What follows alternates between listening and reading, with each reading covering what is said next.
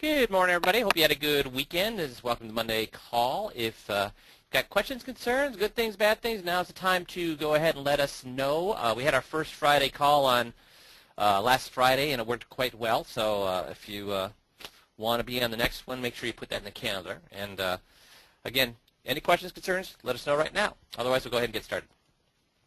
So you guys have heard me say or talk about luck before and about making your own luck.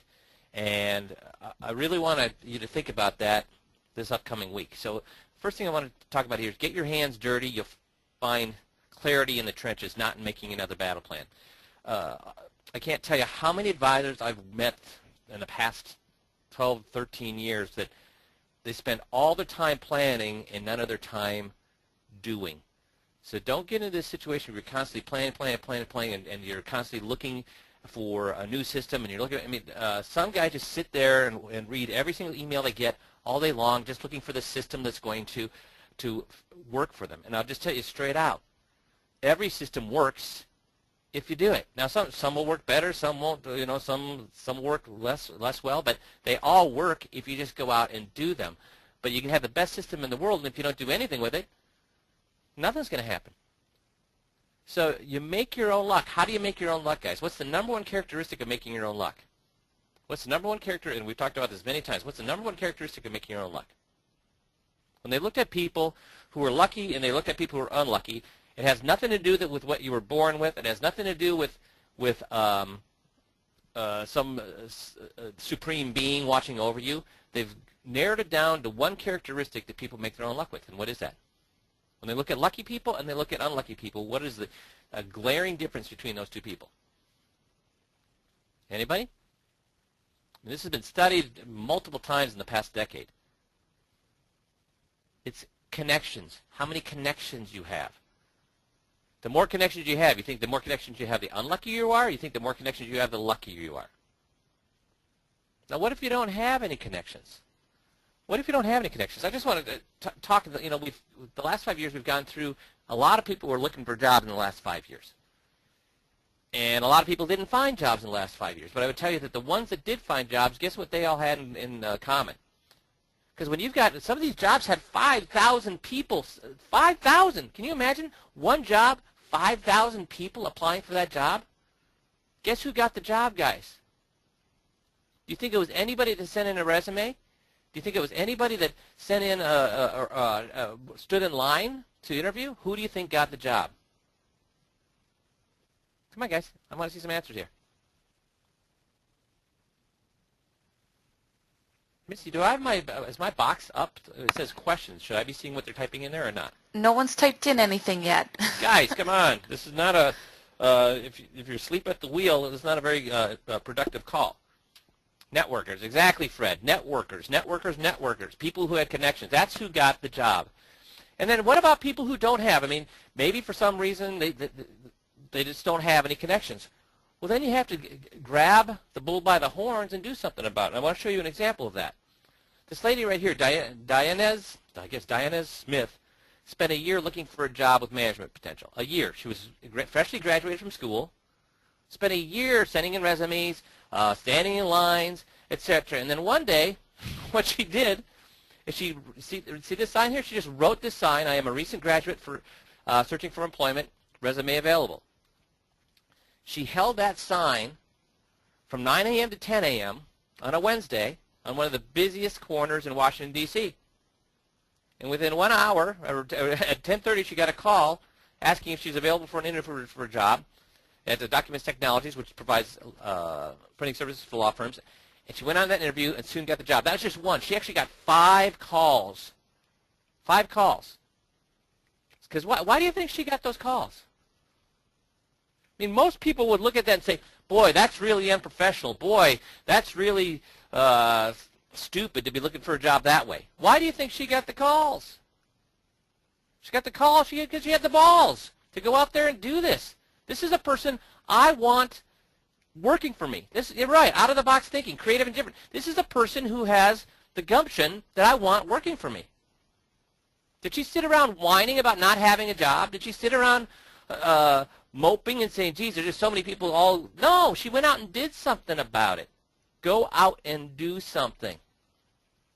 Okay? And the reason I bring that up is because I want to talk today about a referral or a system that I talked about, I think, a month and a half ago, 2 months ago, and I've only had one guy out of all the people I've told this to actually do it, and that was Fred. Fred's on the call today. And Fred actually did this system, and I'll talk to you about what his results were when we're done. Okay? Because this system can make you huge amounts of money. This is the system that Registered Rep Magazine, one of the guys, I basically took the idea from a guy at Registered Rep Magazine that got the top marketing award for the year. It's a guy who had been in business for 5 years, in the insurance business. Before that, he was in a business not even related to finance. But within 5 years, he was still struggling. The year he used this, he was able to close $20 million in life insurance.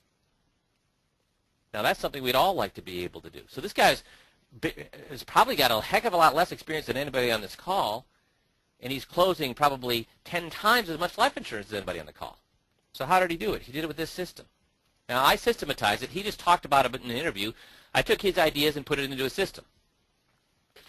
Now, it revolves around, when you're talking about referrals and the best referrals you can get, who is the best possible referrer you can get, guys? If you want referrals, who do you want them from?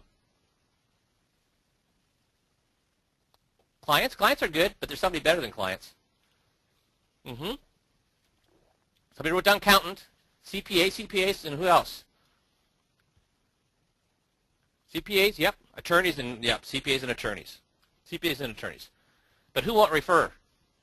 The same, right? We've all tried to get accountants and we've all tried to get attorneys to refer to us, but they will not refer. Well, why won't they? Why won't attorneys refer? Well, I'll tell you why. My belief in why attorneys won't refer is because they're too full of themselves. I mean, it's hilarious. They look down at us like we're below them, and they think because we take commissions we're below them. But guys, can I ask you a question?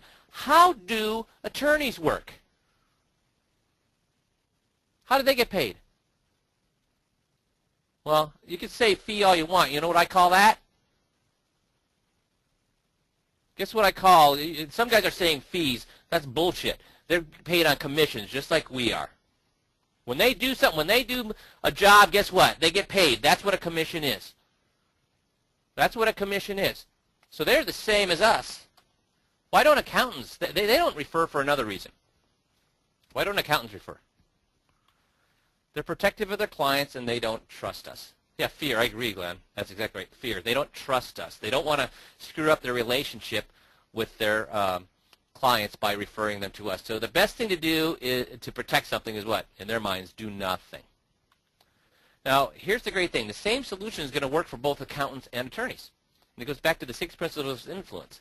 Reciprocation, authority, scarcity, consensus, consistency, and likability. So how can we do this? How can we create reciprocation, authority, scarcity, consensus, consistency, and likability with attorneys and CPAs when they won't even see us? They don't even want to talk to us. So we can give them, the one thing we do is reciprocation. We give them a ton of referrals, and how many do we get back? None.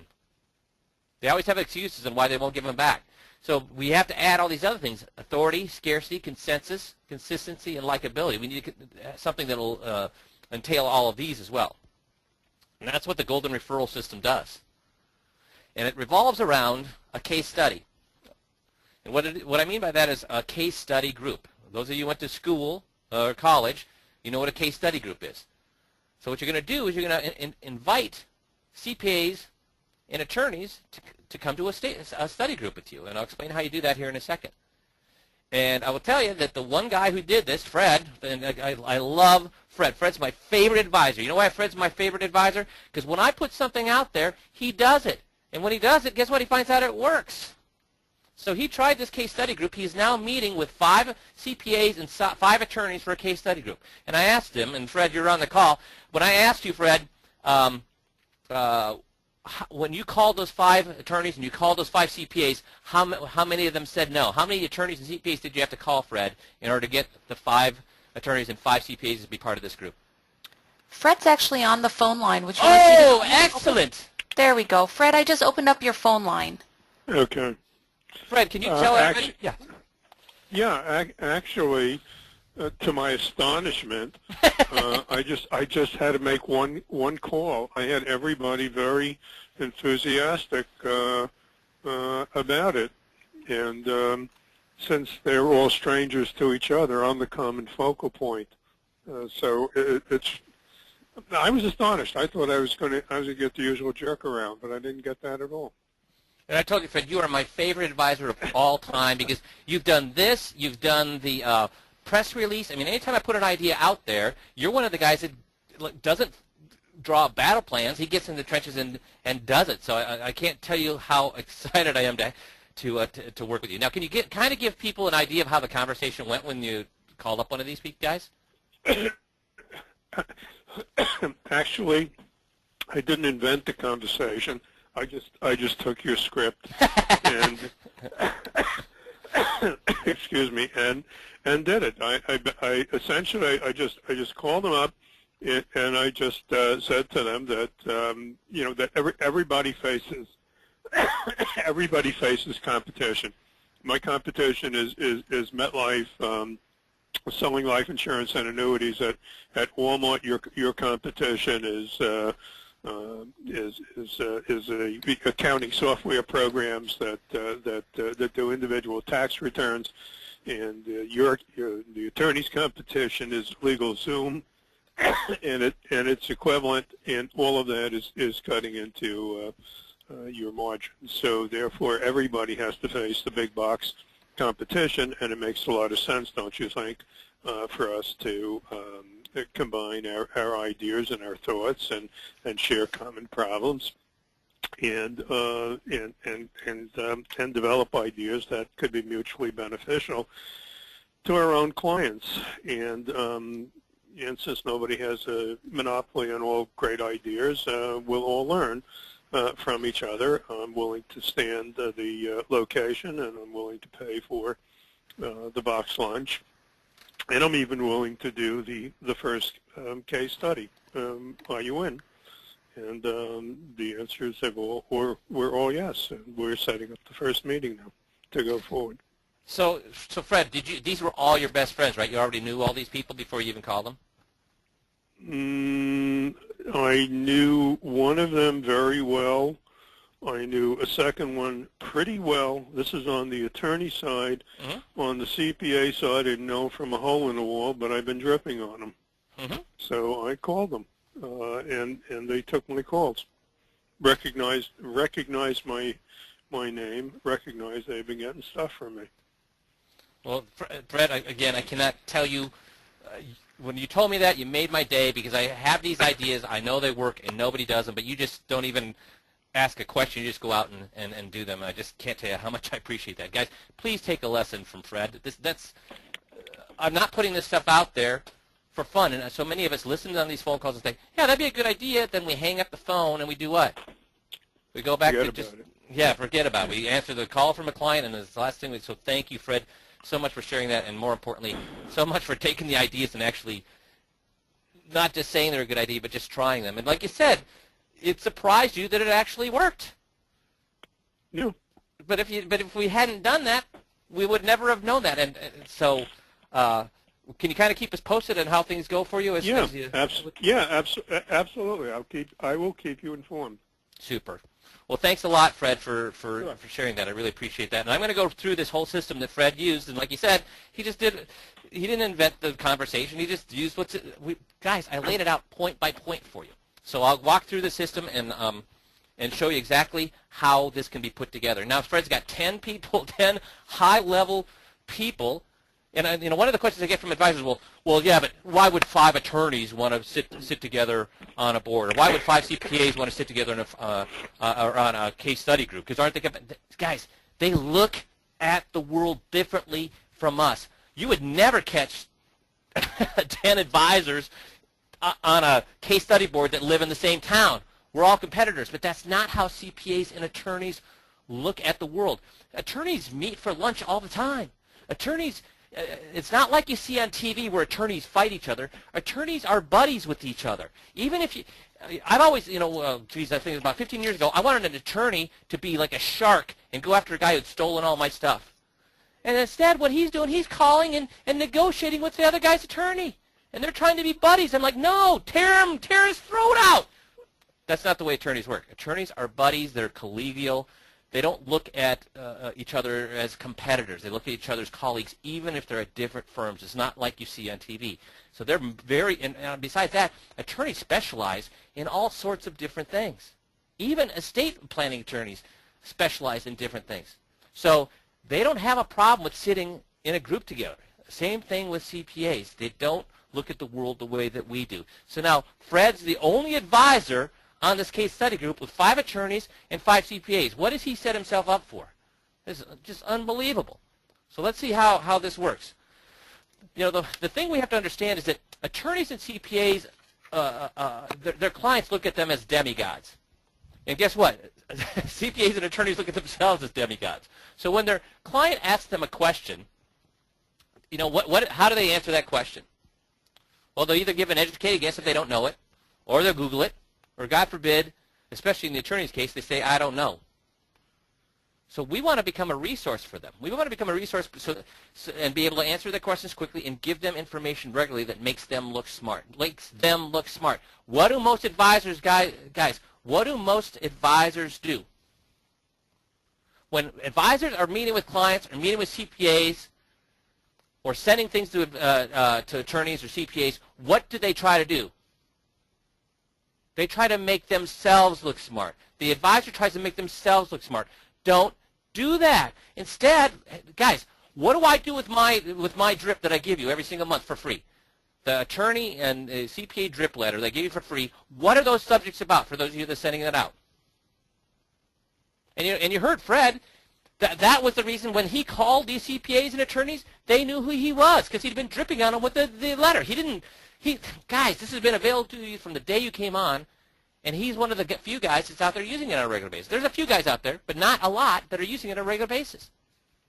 So they knew who he was. So what kind of topics do I talk about in those newsletters? I talk about subjects to make the attorney or CPA look smarter. Hey, here's something you could share with your clients that will make you look smarter. Now, I don't say that, but that's the tone of every single letter. It's to make the accountant or the attorney look smarter in front of their clients. That's what makes you a resource. That's what makes, if you're trying to make yourself look smarter, are they ever going to agree that you're smarter than them? Will an attorney or CPA ever agree that you're smarter than them? No. So don't go that direction. Instead, give them information to make them look smart. And guess who we love? People who make us look smart, okay? So we're going to explain all this and how you can do all these things here in just a second. The Golden Referral System, what you first want to do is get a list of 10 small 1- or 2-person CPA and attorney practices. So, before I do that, so Fred knew 2 attorneys, but he didn't know the CPAs, but they knew him. Why? Because he'd been dripping on them with the attorney CPA letter. Same thing with the attorneys. So when he called, they're like, oh, you're that guy who sent me that letter. Yeah, I'll do. See, and I'll explain how the 6 principles of influence are being touched by when we do these things. But the other question I have for you, again, one of the things I recommend is that you should know all of your clients' CPAs, and you should know all of your clients' attorneys. The day that you bring on a new client, you should be sending out a letter to their attorney and their accountant. We give you the letter to send out. And is it about how smart you are, or is it about how smart the attorney and the CPA is? It's always about how smart the attorney and CPA is. We say in the letter that, wow, I've just brought on one of your clients as one of my clients, and I've looked at all the work you've done. It looks fantastic. I wanted to let you know that I'm here to help and support you on that plan, and blah, blah, blah, blah, blah. It makes them look smart. It makes them feel good. It doesn't try to blow your own horn, because you're never going to, that horn will never be heard by a CPA or attorney. Okay? So you need to make sure you're doing that, because guess who would have filled up those lists? But again, Fred didn't even have to do that. He just went to 8 of the 10 were people that he'd just been dripping on with the CPA attorney newsletter. And then what you're going to do is you're going to call them. And it's on page 10 of the script. And I'll just read the script again. So, you know, the longer I'm in business, the more I learn, and the more I figure out I don't know.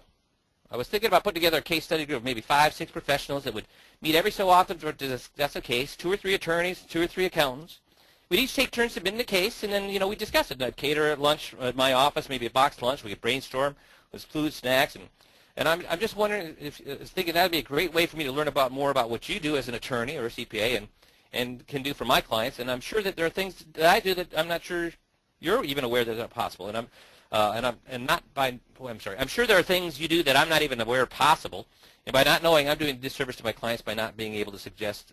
And I'm reading this, guys, so you can just wing this as Fred did. I mean, Fred took talking about how the competition was out there with LegalZoom and with H&R Block and who's the other the software company. So he took a whole different tone with this, but it doesn't matter. Just have a conversation with them about the fact that, and if you don't know what to say, I've got one here right here to exactly what to say. And they're interested in this. Again, they're collegial. They'd love to do this. They'd love to get in a room with a bunch of other professionals. Because you know what? You know what the attorney doesn't know? He doesn't know what his competition is doing. So this is a way for him to see what his competition is doing. Same thing with the accountants. So just give them a call. The script's right on page 10 of the system. And then with the first couple that you call, you want to take them to lunch. Don't have to take all of them to lunch. I would recommend you take the first couple that you call, take them to lunch. And then what you want to do with them is you want to, first of all, if you don't know who else to call, you could pick their brain to see if there's other people they know that would want to be part of this. And then you'd also want to really get them on your side by asking, hey, how do you think we should conduct this case study? Here's how I think we should do it. Do you have any input? Because you want them to buy into it. You want them to think this is a great thing. And the reason you want them to do that is so that when you have your first case study group, they're going to be the promoters. They've already bought in. They're going to be bringing everybody else with them. They're going to be very positive about the whole meeting process. So I just take 1 or 2 of those people you think that responded very well on the phone, take them to lunch, and then get their input on how they think the case study group should be put together and how it should be conducted, so that they've bought in and they own it. So when you get together, they're one of the proponents of what you're doing. So you already have 2 people that are really on your side at the beginning of the case study group. Does that make sense to everybody? Don't have to do it for all 10. Just do it for a couple that you think responded very well and get them to buy in and get their feedback. Okay? That. Again, this is all in the system. So then you're going to prepare for the first club meeting. So send an email. I give you the email right in the system. And essentially what you're doing is you'll attach a menu from a local sandwich shop. So I would recommend you just do these right in your conference room if you have one available. Get a box lunch. So you'd send them a menu from a local sandwich shop and ask them to pick out their lunch. And I mean, you could do it at a restaurant. I don't think that's advisable. I think this wants to be like a working meeting, like you guys are all rolling up your sleeves and having lunch and walking through this. That's what I would recommend. So again, the email's in the system, so you can take a look at that. So we actually provide that for you. Again, guys, I've taken all the work out of this. Yeah, I agree, Kevin. It's better in a conference room. I've done this all for you. You don't even have to think about anything. Just follow the steps. And then you're going to provide the first case study, okay, because you want to make it easy. So the case study you provide, and again, we have ideas of case studies you can use, but you want something that's going to allow everybody to highlight their expertise. So you're going to want a case study, and again, I give you an example in the guide here, but one that highlights one of your specialties, obviously, in specialty products. But then you also want to make sure that there's a room in there for conversations about taxes. You want those CPAs involved. So you need room in there about how it would affect people's tax situation. You also want to make sure there's room in there for conversations about how the legal matters would be addressed in the particular case study. And you want to make sure everyone has the ability to show off their skills and knowledge. So it's not to show off your skills and knowledge, guys. It's got to be a plan where you can see there's tax ramifications, there's legal ramifications, there's insurance ramifications, there's investment ramifications. Everybody gets to show off their knowledge. And if you don't have a case like that, talk to your FMO or marketer or your 5Q specialist, and they'll give you a case study that will work with you. I mean, if that fails, call me. I've got case studies that you can use, okay? So that's the first case study, and then you're going to see at the end of the meeting, guess what we're going to ask for? We're going to ask for someone who's going to volunteer for the next case study. It's not going to always be you because you want to make sure this looks like everybody's involved. Okay, so now that you've have the case study you're going to provide, then you're going to put together a simple folder, and that folder, obviously you're going to have information about you on that folder and all of your contact information. And if you've got a 5Q elevator statement, I would highly recommend that you put that in there as well.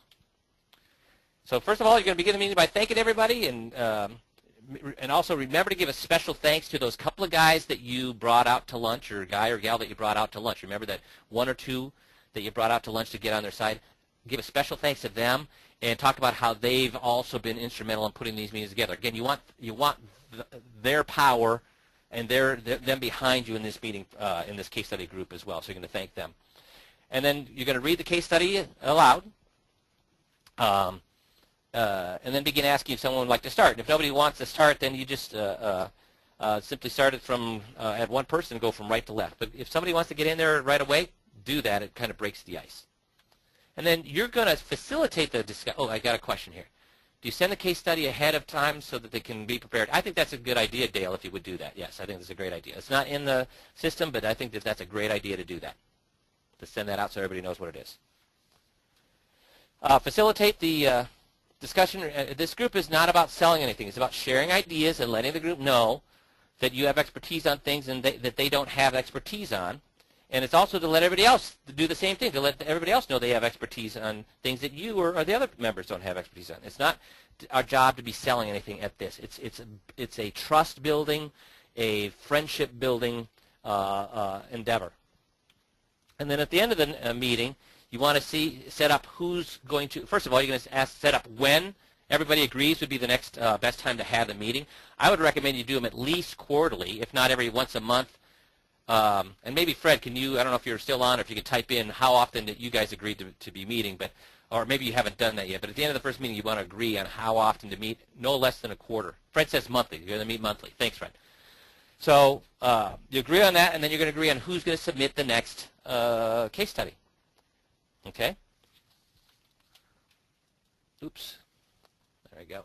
And then follow-up. What I would do after the meeting, I would send a synopsis of the case study, and then put up the next meeting prep in your calendar now. So you're still going to, even though somebody else is going to do submit the case study, you should be the one that's preparing and making sure this gets done. Because if you don't make sure these things get prepared and everybody gets the invites and all that, guess what? Eventually the whole thing's going to break down. Bi-monthly, Kevin, I would certainly do bi-monthly if you mean by every 2 months. I would not try to do 2 in a month. That's too much. So Kevin's asking whether bi-monthly would work. If you're talking about every 2 months, that would work. But I wouldn't do 2 in a month, no, because these guys are too busy to do that. And then it sounds like, yes, every 2. That's right. I would do it every month, every 2 months, or every 3 months. But I wouldn't go any further than quarterly. So again, you should be responsible for setting up the next meeting. So put it in your calendar immediately so that you are ahead of the game on getting the emails out, making sure the guy who said he's going to get a case study gets the case study. And again, I love Dale's idea of making sure that you get the case study out to everybody beforehand. Now, in between there, guess what you want to do? Again, remember, we're dealing with the 6 principles of influence here. So I'm going to go over here to 6 principles of influence. So we want reciprocation. So we put this thing together, so we're already starting, and we're providing the box lunches, so that's reciprocation. We're also, remember, we're the only investment professional in on this meeting with 11 people. 5 attorneys, 5 CPAs, and we're the only investment, so obviously professionals, so we've got authority going on there. We've got scarcity because, again, how many investment professionals are there? Only us. Also, we're the head of this club. We're the head of the club. So why would that make it scarcity? Because we now are in control of who can be part of this group and who won't be part of this group. And what you'll find is, and what the gentleman that was interviewed, where I kind of borrowed this system from, he said people, attorneys and CPAs, once they heard about this group, were calling saying, can I get in, can I get in, can I get in? That's scarcity. Oops. Consensus. When you're talking about things and their CPA and attorney buddies are not in their head that, hey, this guy knows what he's talking about, That's unbelievable consensus. Can you imagine a bunch of attorneys nodding their head that you know what you're talking about, or a bunch of CPAs not? That tells every other CPA and attorney in the room that this guy is smart. Consistency. Because you're there all the time, on time, you send a synopsis after the meeting, you're sending the emails off of the meeting. Because you're consistent in what you do, you do what you say and you say what you do, guess what that builds, guys? There's only one thing that I know that does this, and it does it unbelievably well. Consistency does this unbelievably well. It builds trust. Credibility and trust, yes. Credibility and trust. We trust people, even people we do not like. If they're consistent in their point of view, do we trust them? I mean, some people in the Senate or some people in the Congress are very stuck on their viewpoint, but no matter how much pressure somebody puts on them, they stay with that viewpoint. So everybody in the Congress and Senate may not agree with them, but they all trust that person. The person they don't trust, yes, more like and respect. The person they don't trust is the person that blows with the wind. Consistency builds trust, and this is a fantastic way to build consistency. And guess what you're building here, guys? Fred knew one really well, knew one as an acquaintance, and the other he doesn't know at all, but guess what he's going to be within 6 months with these people? Friends. And friends work with friends. So now I'm going to go back up here, sorry. Let's do lunch. You should be meeting with all the members like once or twice a year just for lunch, just you and that person. Just take them out for lunch. Because, again, you're building up all those 6 principles of influence. You don't have to be taking them to lunch all the time. Just offer every once in a while, or take a couple of them out to lunch if you already know that they're friends or acquaintances. And you can kill 2 birds with one stone, but take them out to lunch so you have one-on-one time with them as well. And again, maybe once or twice a year, no more than that. You don't have to do any more than that. Okay? And then also be asking them, are there new members? Are there people who want to be involved with this? So as you be having lunch with them or talking to them, see if there's other people who want to be involved, especially if you start out small. And then you want to drip on them. And again, as I talked about, we have a CPA attorney drip every single month that you can send out to them. You just put it on your letterhead. It's a paragraph or 2 that makes them look smart in front of their clients. It's not about making us look smart. It's about giving them information to make them look smart in front of their clients. Okay? And we provide that to you every single month. And again, by doing this case study group and the drip and contacting every new client, CPA, and attorney, you're doing all 6 principles of influence. Reciprocation. You give to them, then they have to give back. It's just like when you send out a Christmas card to somebody you don't even know, there's about an 80% chance that they'll send a Christmas card back just because you've just sent them one. They're like, oh, geez, I should send one back because they sent one to me. Even you don't know them. They've done experiments on this. Reciprocation. Authority. Guys, you are the only investment professional in this case study group. And then when you start meeting them for lunch and they're getting your email, or not your emails, your drips, your CPA attorney letter every single month that makes them look smart, that puts you in the position of authority with them. Scarcity. You're the captain of this group. Everybody wants to be part of your group. When that's scarcity, like you can't get with a CPA or attorney. There's no other way you can get that with a CPA or attorney. Again, consensus, having everybody in the group look at you as the captain of the group, as the person who put the group together, as the person who keeps the group together, and as the only investment professional in the group, they all start to think that this guy's got it together, and they look around and say, whoa, my guy sitting on my right thinks he's got it together too, and the guy sitting on my left thinks he's got it together too. That's consensus. That's huge. Consistency, just like we talked about. Saying what you're going to do and doing what you're going to say, that is a huge trust builder with these guys. And what do we say the reason CPAs don't refer is trust. And it's going to make you likable. You'll become friends with all these guys. How many CPAs and attorneys could you say that you're friends with right now? What do you think would happen in your practice if you're friends with 10 of them? So the difference between who you are and who you want to be is what you do. Guys, do this. It's on the site. If you don't know where to find it, email us at support@5qgroup.com. We'll get you the system. It's all put together for you exactly how you do it. This is the kind of system where you could bring on 4 or 5 whales a year. It's not something you're going to get referrals from instantaneously. But it's the only way that you could regularly get 4 or 5 whales a year. If you got 10 CPAs and attorneys that all look to you as their friend, as their authority, as the person in the investment industry that they trust, like, and respect, you're going to get those whales. And how much does this cost, guys? 10 box lunches. So what is that? $50, $60, $70? And some of your time and elbow grease. But can you think of any better place to spend time and time and elbow grease than with attorneys and CPAs? Get out there and do this. So I got a question here. You said send them letters, but what about emails? Guys, never send frickin' emails. Why? How much effort does it take to do an email? Everybody always wants to do an email. It drives me crazy. How much effort does it take to do an email, guys? How much effort? We're bombarded. Look at your email. Look at your email and tell me how much crap do you get in your email. Get your butts busy and put together on your letterhead a real letter. What does that say to them? It says that you took the time to do that. Quit trying to make things easy. When you try to make things easy, that's how it's received. This guy's just trying to make things easy. Get your butts in front of your computer, put your letterhead in the printer, and put that letter in an envelope and send it to them.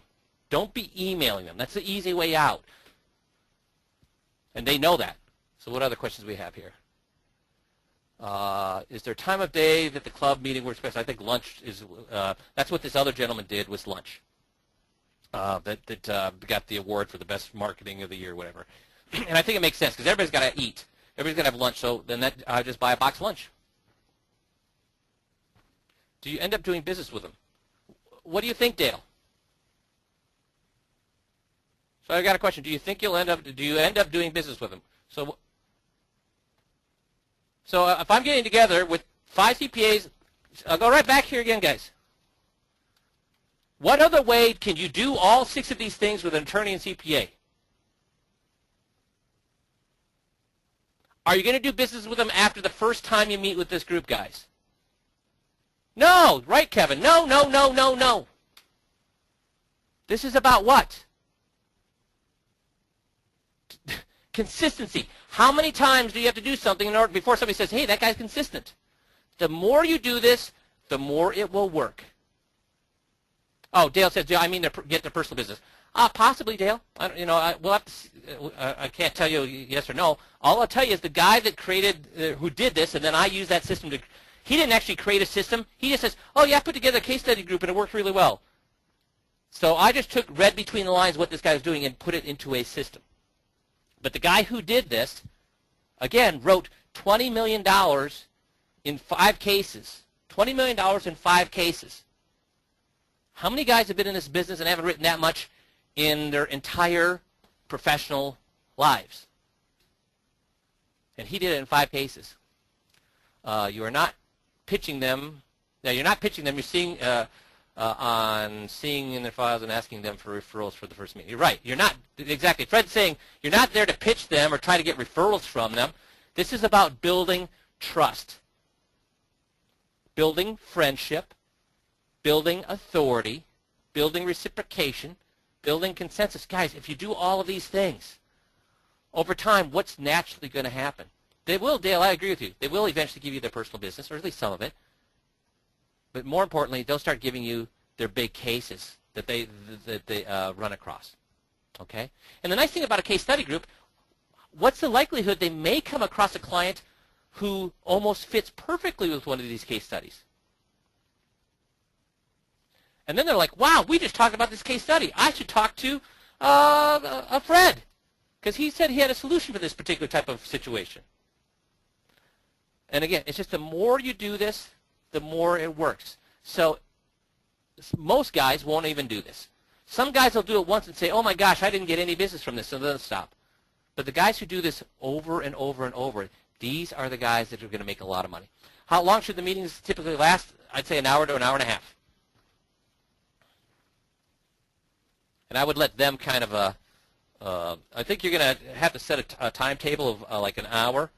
And then if for people who want to stick around for an hour and a half, then that's fine as well. But you know what you can do, Al is asking this question. What you do is at the end of the first meeting, and also with your first couple of lunches that you do with the two guys that you decide to be your co-promoters of this, get an agreement with them on what they think would be the best length for this. But generally an hour and a half is what you're looking at. So it'd probably more likely to be an hour and a half, just simply because of the eating and talking and then getting down to the case study part of it. Are there sample case studies on the site? No. Mark, you can either get them from me or your 5Q specialist, and we can give you some of those. So you can go in armed with that. So that's what I wanted to talk about. Guys, what good is an idea if you don't move forward with it? It's worthless. What client characteristics make for a good case study? Steve's asking what client characteristics make for a good case study. It's one where you know that's going to have investment problems, insurance problems, tax problems, and legal problems. That's the best case study you can have. And with this situation, what client characteristics? Hey, I want the whale in this particular endeavor. Do I care? You know, normally I'm after somebody who's maybe 58 to 72. That's my wheelhouse. But in this particular case, if an attorney is going to refer me a 40-year-old who just sold his business, is that okay? Or if he refers me an 80-year-old who needs estate planning, am I okay? So with this particular thing, I'm not looking for a particular type of client that I'm trying to pigeonhole into this, because I want them to know, again, for all my bread and butter business, I work from 58 years old to 72 years old. That's my bread and butter business. When I'm spending money marketing, that's who I market to. But when it comes to a CPA or an attorney referring people to me, they're generally people with a lot of money. So do I really care if they're 20 years old or they're 80 years old? I don't care whatsoever.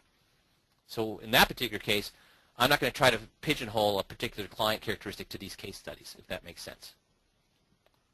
Would offering to do a case study using their input for the criteria? No, because then what you're doing is you're causing them to do a lot of work. You provide the case study at the end of this meeting, then you ask who wants to provide the next case study.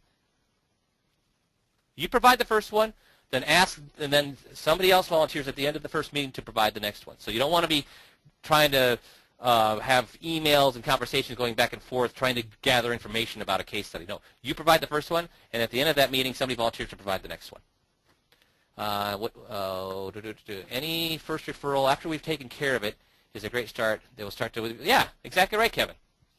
Any referral we're happy with, and after we take care of them, then more start to follow. Exactly right. So I'm not going to try to pigeonhole the client characteristics for the case study. I just want something that's going to involve everybody in the room. So it has to have legal concerns, it has to have tax concerns, and obviously I want it to have something where I could highlight my expertise as well.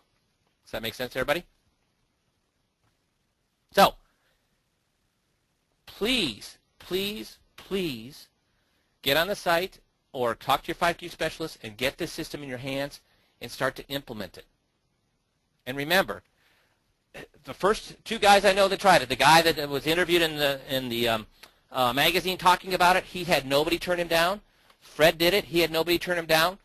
So now you do it, and the first person who turns you down, what does that mean? Nothing.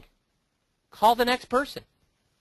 And especially if you're afraid to do that, then make sure you're sending out these the CPA and attorney newsletters that we give you every single month. And I'm sorry for biting or jumping about the question about email, but guys, I get that question all the time. Guys are always looking for the easiest, more often the cheapest way to do things. Guys, that says nothing to the attorney. That says nothing to the CPA about that you think about them if you're just sending them out an email. Send them out a letter on your letterhead. Oh, you got a question, Missy? Yep. I just wanted to mention, for those of you that were looking for them on the site, they're underneath the 5QES systems. So this particular system is called the Golden Referral, and it is noted also CPA and attorney. So again, it's under the marketing section, 5QES Systems. Super. And if you can't find it, just talk to your 5Q specialist and they'll help you get it, or give us an email at support@5qgroup.com. We'll get it to you. So we've talked about this here a couple of months ago. Fred's the only person I know that implemented it. So again, thank you, Fred. You are my hero. For the last 12 years, I've worked with advisors. You are by far the person who just doesn't spend all night trying to think about something. He just puts it in. You just try it, and hey, if it works, great. If it doesn't work, great. But things almost always work, guys. I don't just make these things up out of my head. They work. So if there's no more questions, this is what I want to cover. I want to make sure you guys were aware of this, aware of the success people are having with it, and get you motivated to do this, guys. Please, this is how you can land whales. Okay? The only way I know that you can land whales is with this system. Okay? So I appreciate you all being on the call. I hope you forgive me when I get biting and a little over-animated, but it's I just want nothing but your guys' success, and that's why I get so excited about these things. So I appreciate it, y'all. I hope you have a good day. I'll wait for 10 more seconds, see if there's any questions. Oh, everybody's signing off. So I appreciate it all, guys. You have a great rest of the day, and we'll talk to you next week. Thanks, everybody.